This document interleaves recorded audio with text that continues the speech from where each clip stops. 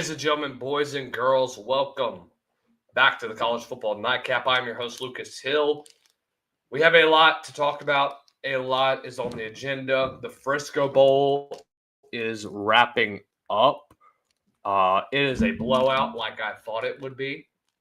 There's no way that West Virginia should be coming back, and this one is 28-14. So I wouldn't really say that they're hanging around. They're hanging around. It's been a wild second quarter. Garrett Green's starting to finally get stuff going.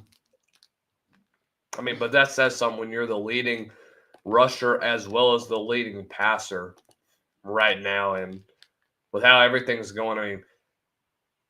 I mean, huge late score for Memphis to go up by 2 possessions. I don't know if they get the football to start the second half or not, but if you're West Virginia, you got to find a way to get this offense in the groove. Looks like they're just now closing the game out. They're at Memphis 34. I don't know if they do decide to go for a field goal or not. We'll see what happens there. But no, this was a fairly interesting game that I got to watch. I was at the gym actually watching it.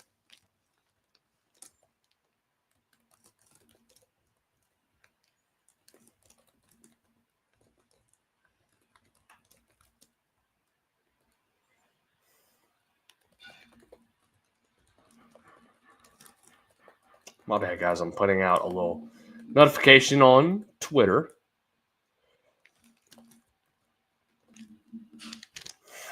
So, boom. Don't forget the hotline, 601-980-1621. Yours truly, Lucas Hill, joining us once again. 601-980-1621 if you want to hop in or join on the show. But as always, guys, make sure if you're watching on YouTube, make sure you like, share, and subscribe for more. But if you're watching on Twitter, make sure you leave a like. Make sure you follow at Lucas_Hill23. If you're live on Instagram, make sure you give me a follow.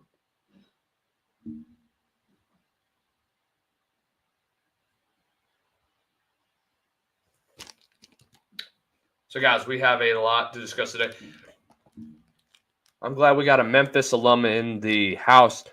Warren Peoples, a former Memphis Tiger himself. How are we feeling about your guys in the Frisco Bowl up big on the West Virginia Mountaineers?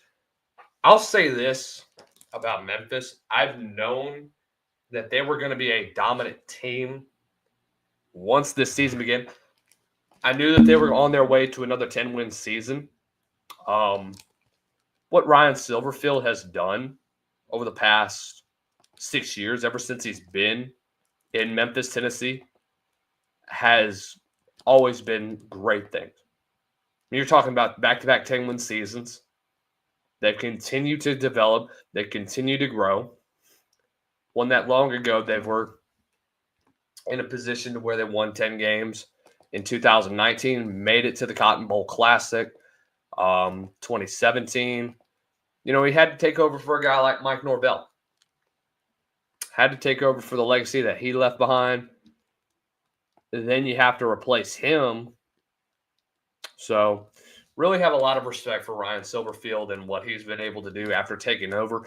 Longtime guy that's been around that era. Been around the Memphis area a lot. By the way, Memphis West Virginia just kicked the field goal. It is now 28-17. So that's a huge field goal for them. Just before we get into the half, but I always knew that Ryan Silverfield was going to be a dude. I know that he had a lot of talent, bro. I mean, the guy has been an unbelievable recruiter, has been an unbelievable offensive line coach.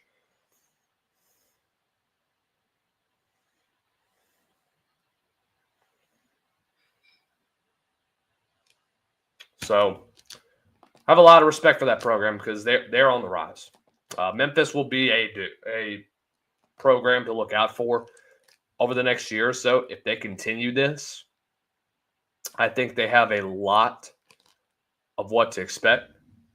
I mean, here was a team that was kind of irrelevant up until Justin Fuente came in, had that great season in 2015. Now you're starting to see them really become a dominant force of where they're at now in the world of college football. You know, there's so many guys that you need to look out for Memphis. Memphis is a damn good team. And I don't think people really understand that. So definitely one to look out for. We'll see what happens from there. Guys, got a lot of talk to talk about today. Let's go ahead and let's start off with the big news that came out of the FCS ranks. Mike Vick going to take the head coaching job over at Norfolk State, literally 35 minutes away from his hometown of Newport News. They are finalizing the deal for him, but Norfolk State officials declined to comment on Vick specifically when reached by ESPN. The officials said they would not release a statement Tuesday, but plan to release one soon, indicating they were going through the formal steps of their hiring process. He was initially in the mix for the Sac State job. So that's a big pickup for Norfolk State. You needed a guy to boost that program. I will say, with a guy like Mike Vick, he can definitely boost the program's morale. He can boost where this program is. Just look at what Eddie George did with Tennessee State. Eddie George is a dang good coach. They just won the Big South OVC title. Give them a couple years and they will be a dang good team. Tennessee State wasn't that great for a while. They struggled their first 3 seasons under him. Had 5-6, 4-7, 6-5 seasons, and then finally they get over the hump this year. Big South OVC co-champs. And you're in the same division as SEMO, Southeast Missouri State. You're talking about Tennessee Tech. You're talking about Tennessee Martin. You're talking about Western Illinois that has their moments. So you're going to definitely get some dudes that you definitely needed. You're going to get some guys that are very much so needed to transfer there.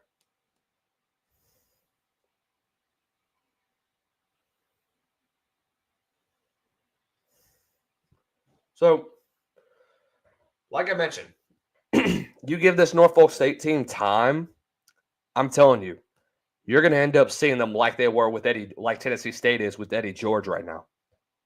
Because it's not the first time this has happened. Look at what Coach Prom did. Deion Sanders has created quite a trend with NFL coaches or with former NFL players wanting to go to the HBCUs. Once Deion Sanders did it, then you saw Eddie George do it. Then you saw Ed Reed try to do it. It was unfair of what they did to him, especially knowing that he had the job in the bag.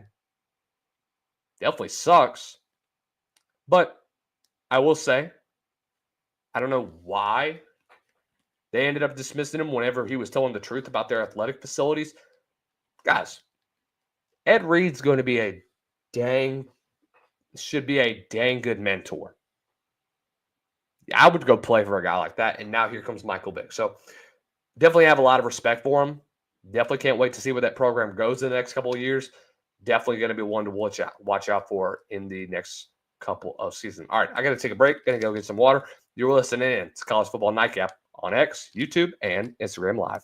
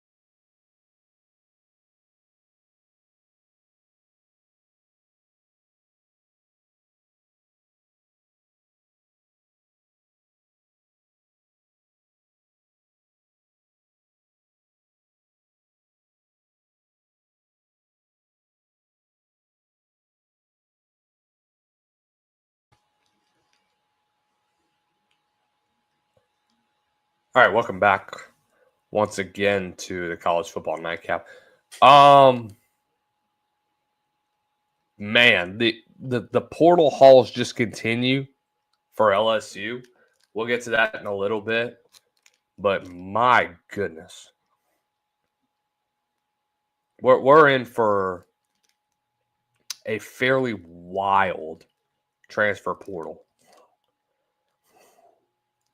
We are. I mean, as much as people don't want to say hate the portal and such,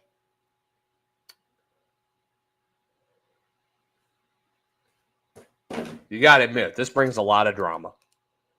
But you know what? Hey, this is what college football is all about.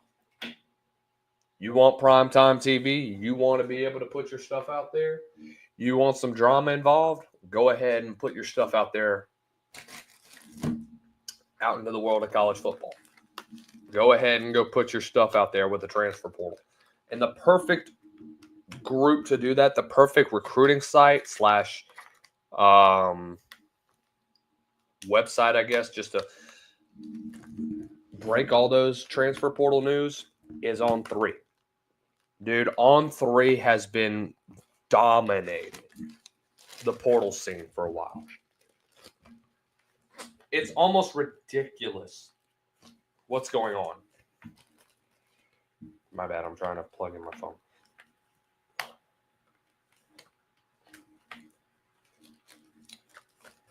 Here we go.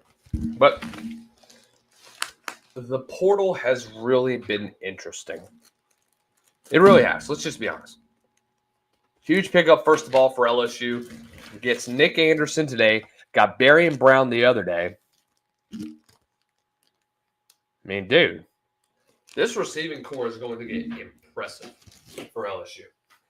Not only do you bring back Aaron Anderson, but you also bring in a guy like you keep around a guy like Xavier Thomas, but I do expect him to transfer. We'll see. Would not be surprised one bit if he does. I don't know if it will happen. I wouldn't be surprised if it does, though. But we'll see. Zachariah Branch, we got to talk about that. I mean, there's a lot of dudes that you got to be honest about, especially when you look at this portal. So Zach Branch's early watch list is Miami, Michigan, Florida, Oklahoma, and Louisville. I think Louisville will be interesting. I don't know, man. Casey Conception's down to Alabama, Colorado, Miami, and Utah. Those are the visits he's taken. Bo Prabula, UCF, Iowa, and Missouri. Eric Singleton, the top schools, LSU, Texas, Auburn, Miami, and Ole Miss. Dude, there's no way that that LSU does land Eric Singleton. I highly doubt it. Like, there's no way that it happens. I have a high disbelief that it even comes close to happening. Here's why. LSU spent a lot of money during this offseason. But the problem is that when you spend all that money, typically you end up not really doing much with it. The problem with that is that you have to trust the process. That's why this Nightcap episode is called Trust the Process Tuesday. LSU needs to trust the process with this. You can't just go blowing money on a guy like Eric Singleton. You're going to end up, because, look, I love Eric Singleton. If he does end up transferring to LSU, great. But keep the core that you have. You can't just make this all transfers, because install is going to be an absolute terror for you once you get into spring. Then you don't know if it'll even stick once you get into the fall. That's another thing. Guys, You think install is easy. It's not. It's really, really, really not. I mean, dude, it's ridiculous with how bad it is. Truly is. But I'm not sure what to expect over the next couple of months, especially with how you spend money. But I think all this comes back to Bryce Anderson ending up transferring. So I have a lot of respect for them for doing what they're doing so far this year.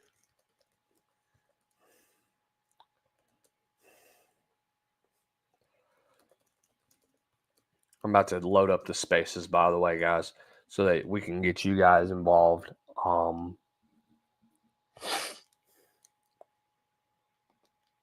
So I really have a lot of respect for Brian Kelly now.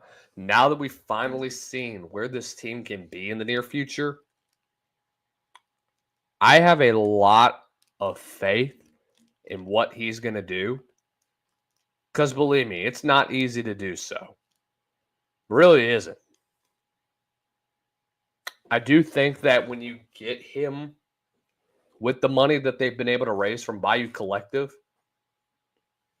I think people are going to start emphasizing about the importance of giving. That's why this thing is so important, because different NIL collectives are going to start doing this. It's really, really interesting. I'm really intrigued to see what we have from this. Do I think it's going to work? I don't know. All I know is that these dudes could be either 1 or 2 semesters and then go. That's what we've seen from years past. That's what we're seeing now. So why should this be any different? I don't know. Should I trust what's going to happen? I have no idea. Genuinely don't.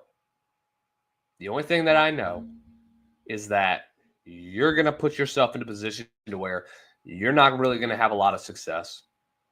You're going to end up putting yourself into places where you really don't want to be in. About dudes wanting more money. I had a breakout season, had 1,000 yards. I'm getting paid $1.5 million. Now I want to get paid $2.5, $3 million. Now you want to double that profit. Well, then you do it. Then you got to go adjust somebody else's contract. Then you got to go adjust somebody else's NIL structure. It's a whole chain of events that's going to affect everybody at the top. That's what makes this thing so dangerous at the end of the day. So I love NIL, but I do know that it has its flaws. I know that it's going to have its struggles. So I don't know what to expect. Hopefully that this is going to be something good that comes out of it, I guess. Something that we can trust for sure, instead of having to deal with the same old bull crap with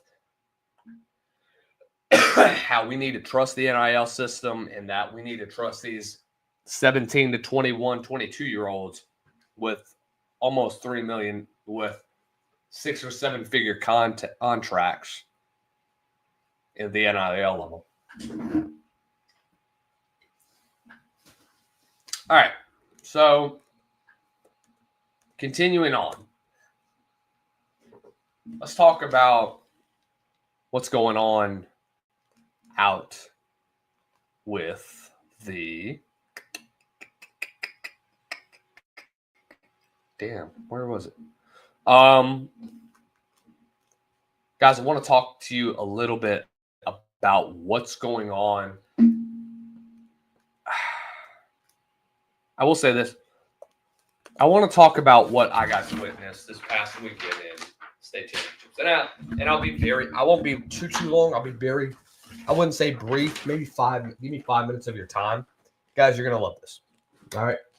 Elijah Haven at Dunham and Kathleen New Iberia. By the way, just a disclaimer, I went to 4 state championship games over the course of from Friday all the way till Saturday night. But no, I mean, I had a lot of fun being in New Orleans, getting to interact with those coaches and interact with those dudes that are there. Just get to be a part of that squad and get to be a part of where they are, especially in their careers. Um, it's going to be fun, dude. Definitely going to be fun with what to expect in the next couple years with me covering all this. But we still got a lot to talk about. I know Senior Bowl will be coming up soon. I can't wait. I might be going to that. We'll see. We'll see what happens with school and what goes along with that. But I'm going to go ahead and cover a couple of games that I got to see. I just missed the first game with Shaw, and I just missed out on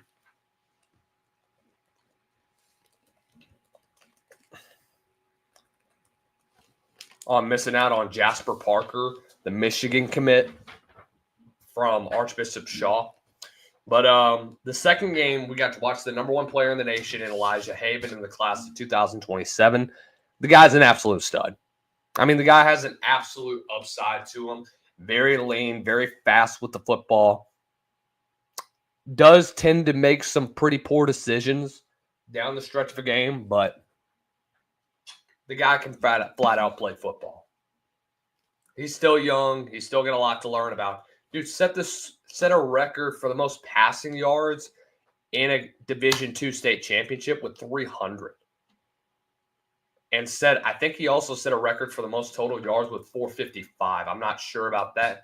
I'll have to go back and take a look at the total stats to get my numbers right. But that's what I was perceived. But, man, it was a huge, huge win for Catholic New Iberia. First one since 2017 that they've won. So definitely a big win for them over the last couple of years. And, dude, Catholic New Iberia has put out some guys. I mean, Catholic New Iberia, shout out to them and the season that they had. Nothing short of unbelievable. I mean, you talk about what they've had to deal with and all that you've seen from that team. They had a pretty deep run. It was a rough run for them. Was not easy whatsoever. And so, got their third straight title. Some notable guys that have come out of there. Trey Amos was there. He's a former LSU guy, or he's a former Ole Miss commit. Just got named the first team All SEC this past year. Kathleen Blanco, hey, former governor of Louisiana. But Catholic New Iberia has largely not been a whole lot known for their football. They'll be a dominant force every now and then they'll pop off with a big time state title. But I think this is a new turning point for them. What a career ender it was for Luke Landry. And the season that he had at Catholic New Iberia will definitely go down as one of the greatest in school history to have ever done it. And a lot of respect goes out to him, and a lot of respect goes out to what that coaching staff was able to do to harness his full potential. But definitely a big upside to Elijah Haven. Let's go to the Edna Carr and Alexandria game. I watched that Franklin's and Cecilia game. That was an epic game, by the way. But the one guy that I could never get out of my head was Diesel Solari. The problem with Diesel Solari is that he's undersized and that he's not big. He's fast. He's probably one of the best athletes I've seen come out of Cecilia in a while. But guys, I mean, the thing about Cecilia is that they're not really well known. And well, the fact of the matter is that unfortunately, you're not going to see another guy come out of there like that. And it sucks to say. Really does. Because there's a lot of love for Cecilia. A lot of love for what that program's been able to do. But definitely there's some dudes that you need to look out for in the near future. Let's talk about JT Lindsay from Alexandria. This is our first of our doubleheader on Saturday. Had 155 against that Car defense. Really could not get a lot going on against them. The guy averaged 5 yards a carry, but really he didn't get a whole lot of his yards up until they pulled most of their starters out the game, and he finally broke through for a couple of big runs. But, man, I mean, that Car defense is something else. When you talk about that defensive line itself, even without Jakeem Stewart, the number one player in the class of 2025, now Stewart's a man amongst boys. I mean, you're talking about one of, if not the best defensive linemen to have come out in a while. Dude, he's a once-in-a-generation type of talent. 6'5", 295 pounds, and he's running a 4.8. He's doing all this despite all the controversy he's been around. Transferred in season at Edna-Carr, was ineligible throughout this year because of it, because he made the in-season transfer, which obviously sucked, kind of killed his junior year. That's kind of part of the reason why he reclassified. And here's a guy that's only played in 12 varsity football games. So we don't really know much about him.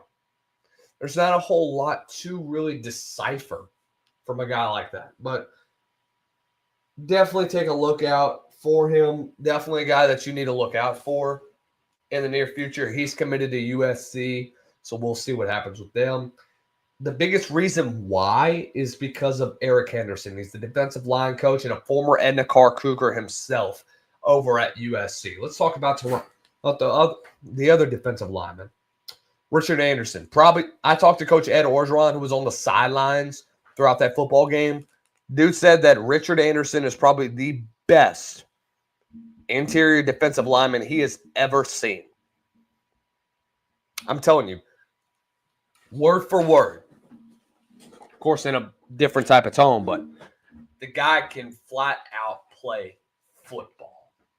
Richard Anderson is a man. Richard Anderson is probably one of, if not the most talented defensive lineman in the class of 26. I wish Jakeem Stewart was playing another year at Edna-Carr just so I could watch that combo. I mean, how dominant they would be if they were together. It definitely would be a sight to see if you are a Carr Cougar fan. That receiving core is something else. It's not just Teron Francis, who's the LSU commit. You're also talking about Oliver Mitchell, a Tulane commit, Dawan Smith, a Louisiana Tech commit. There's multiple options for quarterback John Johnson, who may go down as one of the greatest quarterbacks in Edna-Carr Cougar history. The guy is a bona fide stud. Now, I will say this about Johnson. Threw 4 interceptions, and they still won 53-8.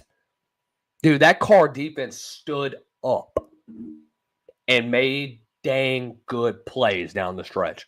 That's why I think that a lot of people – I was on the sidelines talking with guys like Jarrett Rozier, talking with Jace Lejeune, who appeared on the College Football Nightcap on Saturday night. And I actually talked to Grant Sachere, who's the host of Rougarou Sports Media. They all say the same thing. Like, this is probably the greatest this team ever assembled in Louisiana high school football history. There is a lot of people comparing this team to like 21 Zachary, who went on this great run with all these dudes that they had.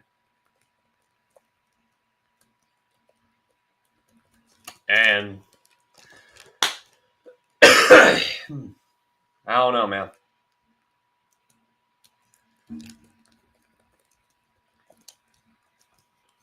I mean, definitely considered to be one of the greatest teams of the last decade. Definitely would consider that. I know that a lot of people would consider guys like what Acadiana did not too long ago. Catholic, obviously, has had their share of teams. John Curtis has had their share. St. Thomas More, Rummel. You can talk about ULab. You can talk about LCA, Destrehan. I mean, it's hard to compare a lot of those teams to what Edna Carr has been able to do this year because their only close game was in the state semifinals against none other than Catholic themselves, and it was a 21-19 win for Edna Carr. Dude, Carr is a dang good team. There's no other team in Louisiana high school that can line up against Carr and say, okay, we got a legitimate shot to beat you. They don't. There is absolutely zero that can stand next to a team like Edna Carr and say that we have a legitimate shot to win. Because you don't. You just don't. And I don't think you will.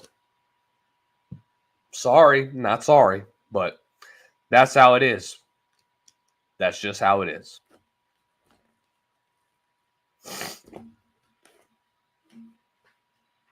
All right, so let's talk about these portal additions for LSU. Dude, LSU has been on a tear. I mean, a tear. Huge tear. Let's talk about number one with what LSU's gotten in this portal. Let's talk about first with Michael Van Buren. Talked about him earlier today on Texas Sports Unfiltered. Dude, LSU has been absolutely dominating. You get Nick Anderson. You get some other dudes that are on there. Not just Van Buren, but you also get a guy like Shaz Preston, or Destin Hill, I should say, from Edna Carr High School. You're talking about JVR Suggs that committed last year. I'm trying to look for 2025 now. I'm 3. There we go. This is the number one class. And I don't think anybody would have thought this would be the case. Everybody would have thought, all right, Colorado is just going to get another number one team. That's not the case. But got to give credit where credit is due. You get a guy like Destin Hill. You get Nick Anderson. You get Mansour Delane, who's a cornerback from Virginia Tech. The guy's a dang good cornerback. Guy can play football. The guy knows how to play football.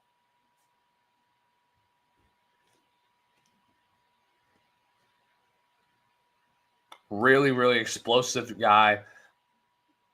Let's talk some more. Jack Pyburn. Guy had a breakout year this past year. Jack Pyburn can play football. Let me just tell you that, ladies and gentlemen. Jack Pyburn is an absolute stud at the edge. One more game of eligibility, had a breakout year this past year. Definitely going to be one that you're going to see. Obviously, losing a guy like Braden Swinson needed somebody to replace on that edge. Second on the team with 60 tackles, with 4 tackles for loss, a sack, and an interception. He's become the 6th addition to the roster after the portal opened last week. Jamari Butler, another guy that's committed to LSU. Barian Brown, who committed a couple days ago. Jordan Allen, who entered the portal. Jakeem Jackson from Florida. Bauer Sharp, who's committed. Been one of the best tight ends in the game. Committed to LSU. And so you're going to see more and more enter this portal and want to go be a part of that program at LSU. And I think it's going to be a fun program. It's going to be a program that you're going to have to look out for in the near future. Can't wait, Brent. Definitely can't wait. Guys, that's going to end it for us here at the College Football Nightcap. Make sure that you are staying tuned for more from us here on the Nightcap. And until next time, ladies and gentlemen, I'll see you on the next episode. Final audience count. We had about 11 people show up. Hey, not a bad day at all. Take care.